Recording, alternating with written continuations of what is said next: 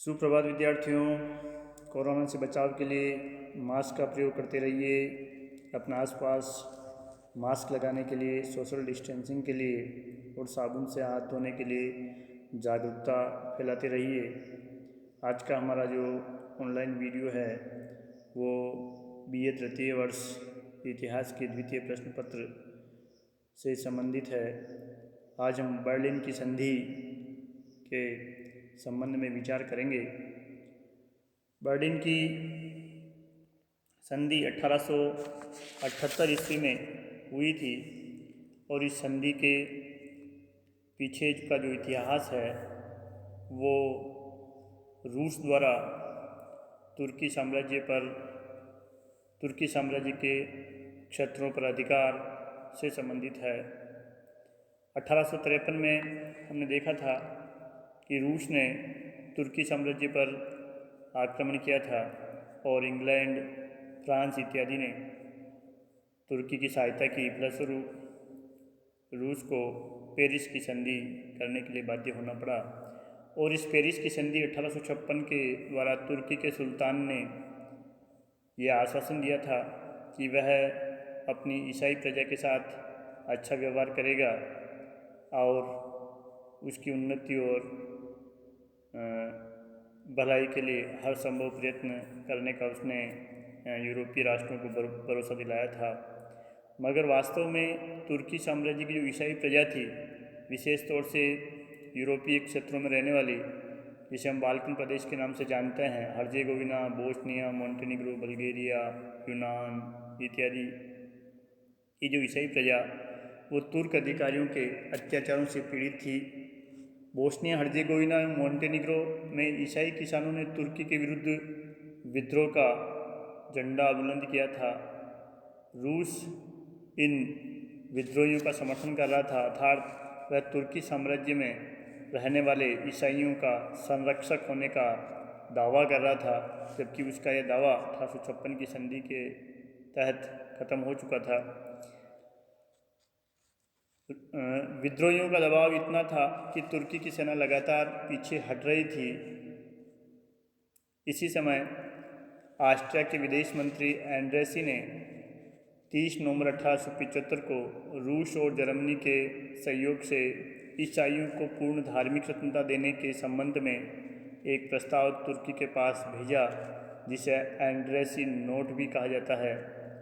किंतु अब विद्रोही केवल तुर्की के सुल्तान के आश्वासनों से संतुष्ट होने के लिए तैयार नहीं थे और इंग्लैंड चूँकि तुर्की के साम्राज्य को बनाए रखना चाहता था ताकि स्वेज मार्ग का जो नियंत्रण है वो उसके पास रह सके, रूस उसमें कोई बाधा नहीं उत्पन्न करे, इसलिए तुर्की अन्य राज्यों की सलाह पर कोई विशेष ध्यान भी नहीं दे रहा था, क्योंकि उसे विश्वास था कि यदि रूस या अन्य राज्य उस पर आक्रमण करेंगे तो इंग्लैंड उसका समर्थन करेगा। 1876 में तुर्की के सैनिकों ने बल्गेरिया के लगभग 12,000 ईसाई किसानों की हत्या कर दी, जो यूरोप में बल्गेरिया हत्याकांड के नाम से जाना जाता है। इंग्लैंड अब भी रूस को अपने लिए खतरा मानता था, अतः वह तुर्की का समर्थन इस घटना के बाद भी करता रहा। कुस्तुनतुनिया सम्मेलन दिसंबर 1876 से जो जनवरी 1877 तक चला और लंदन की संधि जो 1877 ईस्वी में हुई, भी बाल्कन राज्यों और तुर्की के मध्य एक प्रकार से शांति स्थापित नहीं कर सकी। ईसाइयों पर लगातार अत्याचारों और तुर्की के उदासीन रवैये के कारण 24 अप्रैल 1877 को रूस ने तुर्की के विरुद्ध युद्ध की घोषणा कर दी और उसे 3 मार्च 1878 को सैन स्टीफेनो की संधि करने के लिए बाध्य किया। सैन स्टीफेनो की संधि से यूरोप में तुर्की का जो राज्य है वो थ्रेस, सेलोनिका, थेसली, एपिरस, अल्बानिया, सर्बिया तथा मोंटेनिग्रो के छोटे से भाग तक सीमित रह गया। रूस के प्रभाव क्षेत्र में वृद्धि हुई और उसने क्रीमिया के राष्ट्रीय अपमान का भी एक प्रकार से बदला ले लिया। लेकिन सैन स्टीफेनो की संधि की यूरोपीय देशों में कड़ी प्रतिक्रिया हुई। ऑस्ट्रिया, जर्मनी, इंग्लैंड आदि ने रूस को सैन स्टीफेनो की संधि पर विचार करने के लिए बाध्य किया और उसके लिए एक सम्मेलन बिस्मार्क के सुझाव पर बर्लिन में बुलाया गया।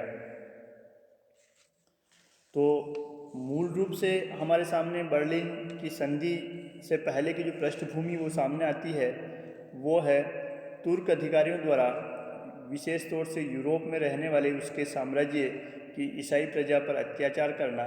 इससे बोस्निया हर्जेगोविना और मोंटेनिग्रो में ईसाई प्रजा का विद्रोह और रूस द्वारा उसे समर्थन देना, तुर्की द्वारा यूरोपीय राज्यों की सलाह पर ध्यान नहीं देना, प्लस रूस द्वारा तुर्की साम्राज्य पर आक्रमण और उसके साथ सैन स्टीफेनो की संधि करना, जिससे रूस के प्रभाव में विस्तार हुआ और तुर्की साम्राज्य सिकुड़ा।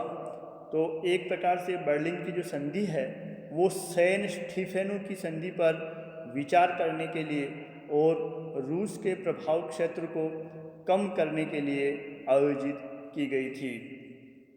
बिस्मार्क के प्रस्ताव पर सैन स्टीफेनो की संधि पर विचार करने के लिए यह सम्मेलन बर्लिन में हुआ और इस सम्मेलन में जो भाग लेने वाले राष्ट्र थे वो इंग्लैंड, फ्रांस, रूस, ऑस्ट्रिया, तुर्की, जर्मनी इत्यादि थे।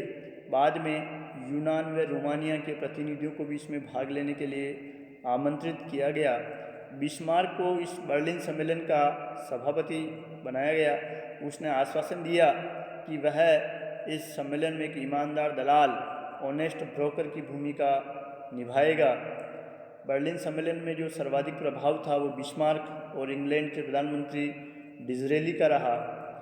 13 जून 1878 को बर्लिन में यह सम्मेलन प्रारंभ हुआ और 13 जुलाई 1878 को बर्लिन की संधि पर हस्ताक्षर किए गए।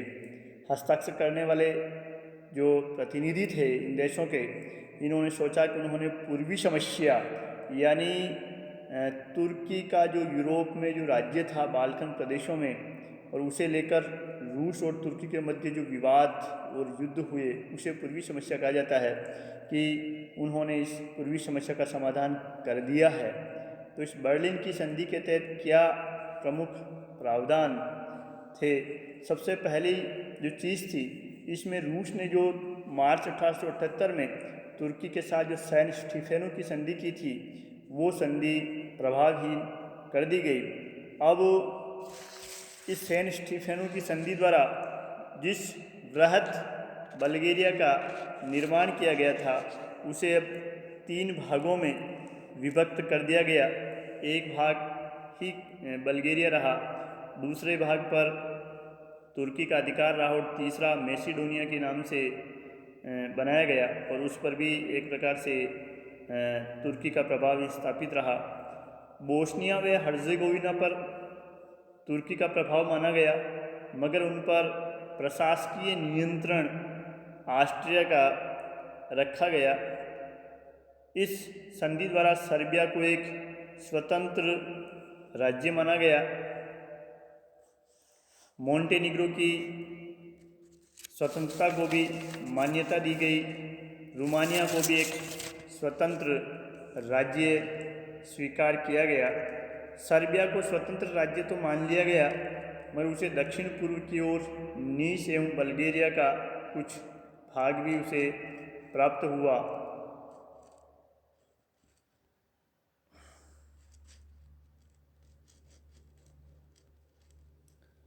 इंग्लैंड का साइप्रस पर अधिकार स्वीकार किया गया। तुर्की का मैसेडोनिया और अल्बानिया पर पुनः अधिकार स्थापित किया गया। अर्दहान, बाटम और कार्स पर रूस का अधिकार माना गया, लेकिन उसे बायाजीद का प्रदेश तुर्की को लौटाना पड़ा।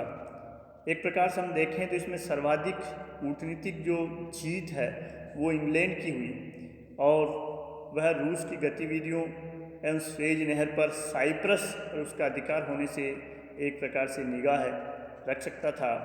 यूनान ने थेस्ली, एपिरस और क्रीट की मांग की थी, पर उसकी मांग को स्वीकार नहीं किया गया। इटली ने भी अल्बानिया और ट्रिपोली पर अपना दावा किया, लेकिन उसे भी नहीं माना गया। ये मानचित्र में मैंने 1878 के बाद क्या प्रादेशिक परिवर्तन हुए थे वो दर्शाने का प्रयास इस मानचित्र में किया गया है। अब देख सकते हैं बाल्कन राज्यों में बोस्निया ऑस्ट्रिया के नियंत्रण में रखा गया, सर्बिया स्वतंत्र था, रोमानिया, बल्गेरिया, थेसली इत्यादि जो प्रदेश है, मोंटेनिग्रो, ये इस मानचित्र में दर्शाए गए हैं जो 1878 की स्थिति इस संधि के द्वारा थी। हम देखें अब बर्लिन की संधि जो 13 जुलाई 1878 को की गई थी, भविष्य में इसके क्या परिणाम निकले। तो इस संधि की सबसे महत्वपूर्ण बात यह थी कि भविष्य में जितनी भी संधियाँ हुई वो बर्लिन की संधि की धाराओं को तोड़ने और उसमें संशोधन के लिए हुई। कई इतिहासकार ये भी मानते हैं विशुद्ध रूप से कि इस बर्लिन की संधि में प्रथम विश्व युद्ध के बीज निहित थे। इसके पीछे कारण ये था कि रूस जो था इस संधि से सर्वाधिक घाटा उसी को हुआ था और वो एक प्रकार से अपने आप को अपमानित महसूस कर रहा था इस संधि के द्वारा। दूसरी चीज़ जो थी वो थी बोस्निया पर इसमें ऑस्ट्रिया का जो नियंत्रण स्वीकार किया गया था, इससे बाद में ऑस्ट्रिया के राजकुमार की हत्या हुई इसी कारण, और वो प्रथम विश्व युद्ध का एक कारण बन गया। तो बर्लिन की संधि द्वारा रूस को सेंट स्टीफेनो की संधि से जो लाभ हुए थे वे सब एक प्रकार से उससे छीन लिए गए और रूस ने जर्मनी पर ऑस्ट्रिया का पक्ष लेने का आरोप लगाया और वह हमेशा के लिए ऑस्ट्रिया से विमुख हो गया। इतिहासकार गूच ने भी इस संबंध में लिखा है कि उच्च राजनीति के क्षेत्र में बर्लिन कांग्रेस का विशिष्ट परिणाम यह निकला कि रूस जर्मनी से विमुख हो गया। रूस के विमुख होने से बिस्मार्क अब जर्मनी की सुरक्षा के लिए चिंतित हो गया। उसने ऑस्ट्रिया से एक द्विपक्षीय संधि की और भविष्य में अविश्वास और आशंकाओं के कारण एक गुटबंदियों का जो एक दौर चला वो इस बर्लिन संधि का अपन कहें दुष्परिणाम हम उसको कह सकते हैं, जिसने आगे चल कर के प्रथम विश्व युद्ध के प्रारंभ होने में काफ़ी बड़ा योगदान इन संधियों का रहा। बर्लिन में इंग्लैंड की कूटनीतिक जीत हुई थी, वह रूस के प्रभाव को कम करने में सफल हुआ और तुर्की के साम्राज्य को भी एक प्रकार से कुछ समय के लिए उसने जीवन दान दे दिया तुर्की को।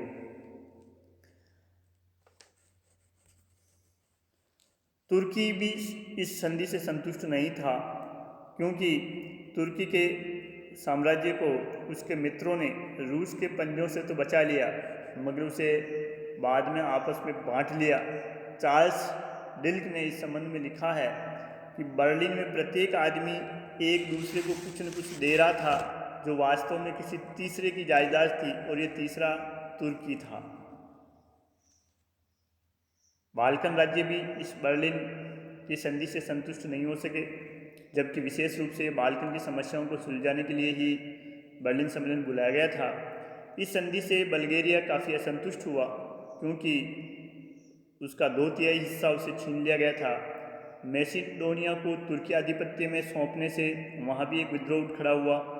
रोमानिया से बेसरेबिया ले लेने से वह भी असंतुष्ट हो गया। वास्तव में बाल्कन राज्यों के लिए सेंट स्टीफेनो की संधि लाभप्रद थी और ये बर्लिन की संधि उनके लिए एक प्रकार से हम पीड़ादायक और उनमें असंतोष उत्पन्न करने वाली कह सकते हैं। बोस्निया को ऑस्ट्रिया को दे देना प्रथम विश्व युद्ध का कारण बना। इस प्रकार हम कह सकते हैं कि बर्लिन की संधि ने अंतर्राष्ट्रीय तनाव को कम करने की जगह बढ़ा दिया। लेकिन सारे आरोप हम इस बर्लिन की संधि पर नहीं लगा सकते क्योंकि बर्लिन की संधि जो तत्कालीन परिस्थितियों में युद्ध को रोकने और शांति स्थापित करने में सफल हुई थी, बाद में आपसी अविश्वास और गुटबंदियों के कारण परिस्थितियां बदली और इन परिस्थितियों ने प्रथम विश्व युद्ध को जन्म दिया।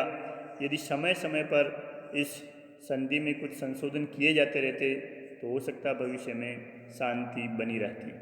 तो निष्कर्ष जो हमारे सामने निकल करके आता है वो यह है कि बर्लिन की संधि मूल रूप से सेंट स्टीफेनो की संधि को रद्द करने के लिए बुलाई गई थी या उस पर विचार करने के लिए बुलाई गई थी।